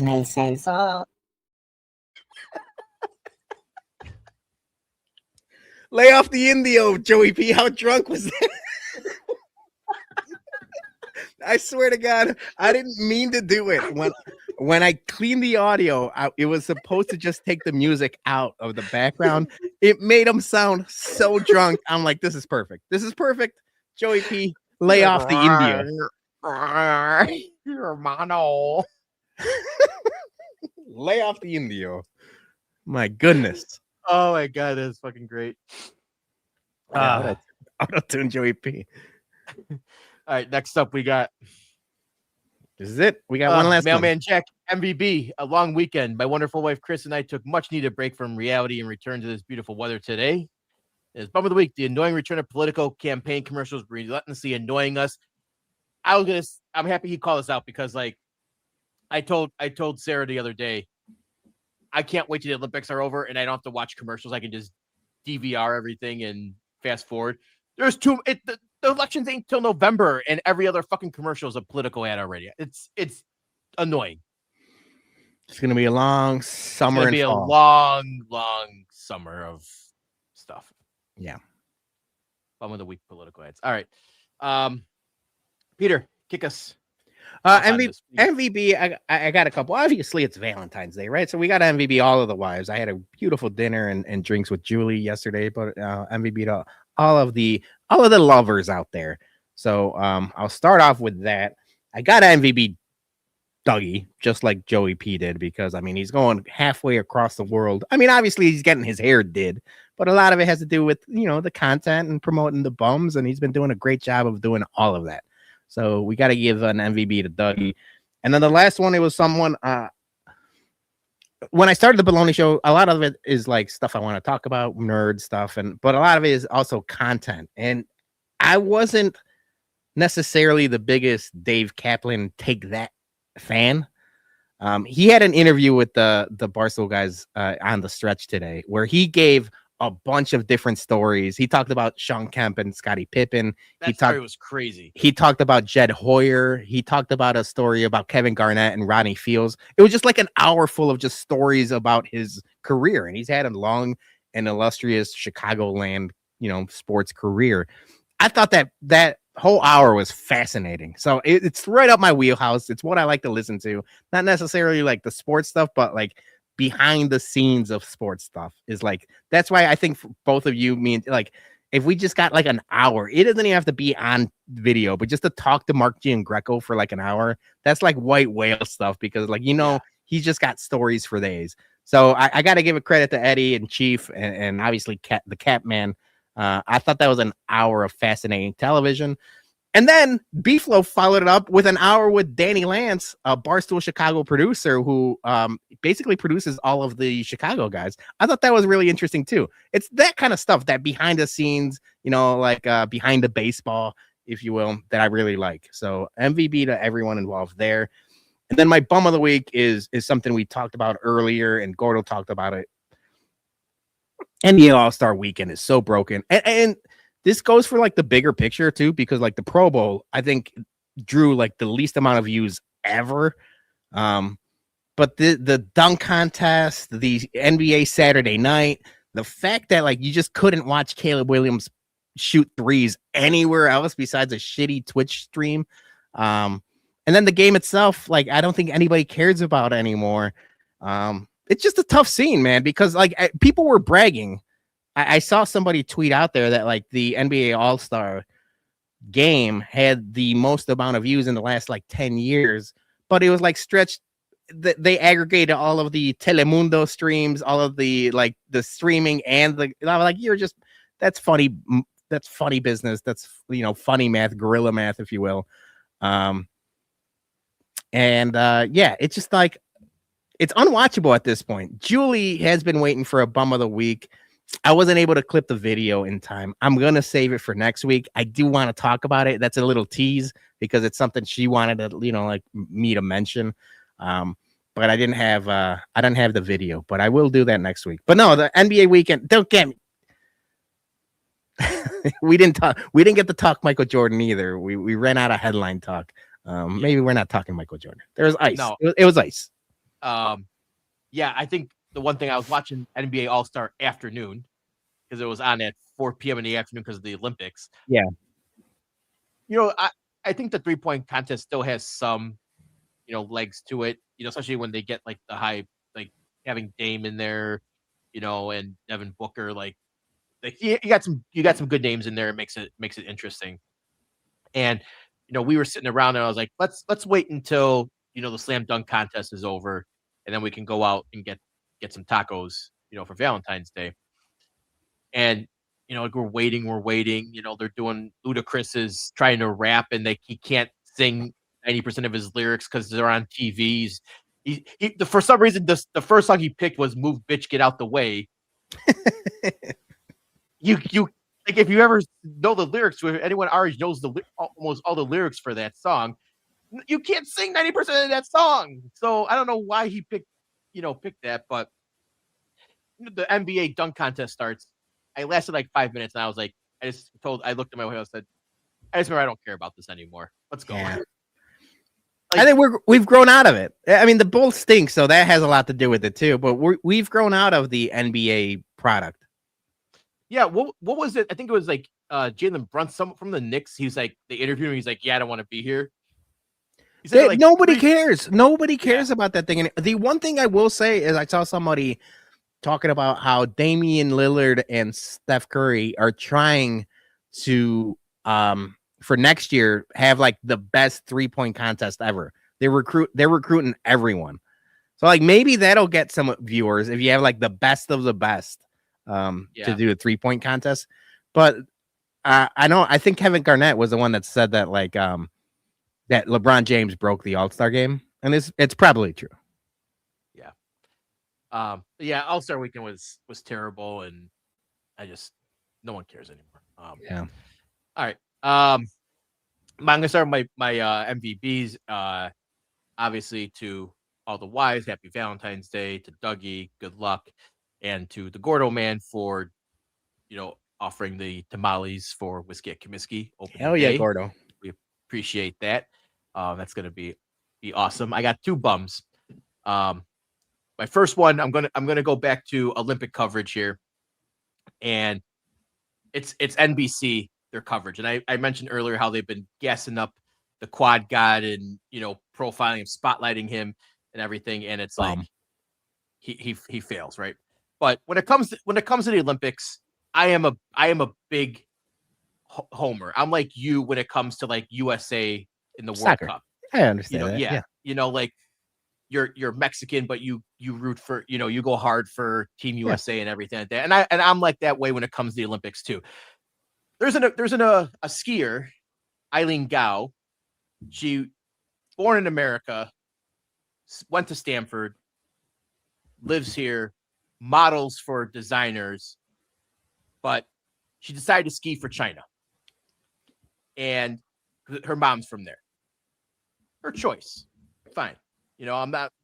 She's awesome. She's like probably one of the best like female skier, like trick skiers. Okay, so that's what I was gonna ask. A lot of the times, like they choose to go that way because there's no room for her on the United States. Like, is she better than the United States skiers? She's already won multiple golds in the last Olympics. Okay, and she's slated to win more golds, in this Olympics. But she decided to ski for China. But because she is American, NBC, they're gassing her up. And I'm just kind of like, me being a big homer, I'm like, don't show the Chinese athletes. She chose the wrong. Yeah, I got you. Yeah, promote our people. They're the ones who are competing for America. Like, yes, I understand she lives here, born here, went to school here, but she's skiing for China. All right, so to me, she's dead to me. Then, like I want our people profiled and spotlighted. Okay, but now you're saying that she's already won multiple times and she's that good. Yeah, is this like a Luka Doncic situation, or like she's so good that like, or like Jokic, where it's like they're so good that like you have to highlight them? And that's one of the yes, it is kind of like that thing too, where yes, you do have to highlight her because she is so good. Okay, but also I'm just kind of like, you know what, she left us. Don't. Yeah, that's tough. It's tough when they're that good because a lot of the times it's because like Jokic and all them, they were like born in there and they came over to play here. So yes, we spotlight them, but she chose to leave. So I'm kind of like, I'm a homer when don't give her the shine. I get that. So a lot of the times, especially we said we're going to talk soccer in the summer, but like especially in women's soccer, like the Mexican national team is comprised of a lot of Americans that go to school here, but they're of Mexican descent because the United States team is so good that they're never going to be better than a Trinity Rodman or like a Alex Morgan or something like that. So like they're log jammed. So then they'll go play for Mexico. They, even though they went to school here, they were born here, but they're of Mexican descent, they'll go play for Mexico. But that's because the United States is so good that they're like, there's no room, basically. Oh no, she would bump out like 3 people. Yeah, if she decided to ski That's for tough. the U.S. Yeah. So I'm just kind of like, yeah, you're the best skier. You leave us. Don't profile her on the broadcast. Focus on the people who are trying to compete for us. That's my like the quad god that sold us a bill of goods that was no good. Yeah, quad angel, quad. I don't know what's below God. Devil. Okay. He's a diablo. My final bum of the week is the Chicago Cubs for their brilliant marketing strategy for this year of this. I don't know how long it took them. Hashtag this. I don't know how long it took them to come up with this and how much money they spent on this. But hey, the Cubs logo, this model this year is this. You know what? Crazy. The White Sox have they have the chance to do the funniest thing and just do hashtag that. Like that would be good. I like, White Sox marketing, just do hashtag that with the little Sox logo. So I'm going to say this, what they should do is Praz actually shared or replied on one of my tweets, and he showed the graphics of all the Cubs logo. I saw that. They use the word here a lot too. So the Sox should just do hashtag here. Just take the Cubs word from them. Nah, I hate that. I don't like that. You know what? Credit to the Sox. They don't do many things right, but like their hashtag just being hashtag White Sox makes it so much easier because I don't have to remember. A lot of the times when we're clipping, especially like during Bears season, like the hashtag Bears is hashtag the Bears, which is also easy. But like if they're playing a different team and I kind of want like the video to go, like more people to see it, like the Falcons is like hashtag rise up, or like everyone has like a really different. The Panthers was pound it. Yeah, the Panthers. That was a choice doing pound it, but yeah, hashtag this. You got to go hashtag that. Good job, Cubs, being uncreative in marketing. Jed spending his money well. All right, Peter, what's on the Bologna show this week? No Bologna show this week. I'm gonna be on. Well, where do we go here? I'm going to be on Hot Takes and Heaters on Wednesday night. So, Danny Miller and Jacob Thome invited me on. They're going to do it. They've been doing this like really cool White Sox bingo thing. So like every guest has to come up with like a bingo square for the season. So I've got a couple options. I don't want to tease, but I'm going to have a bingo square for the bums. And then, we're going to talk White Sox. So they go on Wednesday nights at 8. And I'm like, I could do the Bologna show after. And I was like, maybe I don't want to do that. So I'm going to just take the week off of the Bologna show, go on Hot Takes and Heaters. And then we're coming back with a little Bologna show Bourbon Bums crossover the following Wednesday. I'm so excited about this. So we're going to have on Blind Barrel's Bobby DeMars. He was a former USC football player. And then he pivoted from filmmaking, which was really interesting, to now doing bourbon content. And he has this subscription service. And I think it's perfect for like Father's Day or like, Valentine's Day just happened. But you subscribe to this service as a quarterly service. They'll send you 4 different whiskey bottles from all over the United States. You get to try them. There's a QR code on the back. It's like this whole thing. You could either guess them, or like if you just want to know right away, you scan the QR code and it's just like highlighting different distilleries from all over the United States. So I just got our box. I'm excited to deep dive all things whiskey with Bobby DeMars. So that's going to be fun. This is something I've been looking forward to for a little bit now. All right. And that's the 2-man show for today. We want to thank Dougie for coming in all the way from China. We'll have the 4-man crew back next week on regular Monday at 8 p.m. Thank everyone for commenting, for chatting, liking, all that, subscribing, all that good stuff. Thank you, Gore, for the super chat. And you guys enjoy the weather. Have fun this week. It's going to be a great early spring. And to that, see you next week. Don't fall for the pump fake. Bye.